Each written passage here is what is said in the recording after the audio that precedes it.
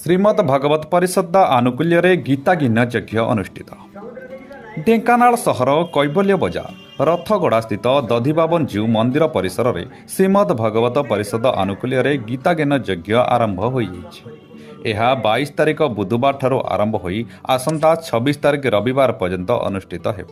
ପ୍ରତ୍ୟେକ ଦିନ ସନ୍ଧ୍ୟା 7 ଘଣ୍ଟିକା ଠାରୁ 9 ଘଣ୍ଟିକା ପର୍ଯ୍ୟନ୍ତ ଗୀତାର 15 ଅଧ୍ୟାୟ ପୁରୁଷୋତ୍ତମ ଯୋଗ ବିଷୟରେ ପ୍ରବଚନ ଅନୁଷ୍ଠିତ ହେବ। ବକ୍ତା ଭାବେ ଭୁବନେଶ୍ୱର ଗୀତା ଆଶ୍ରମର ଆଚାର୍ଯ୍ୟ ପରମ ପୂଜ୍ୟ ସ୍ୱାମୀ ଜଗଦୀଶାନନ୍ଦ ସରସ୍ୱତୀଜୀ ଅଧିଷ୍ଠିତ ହେବେ।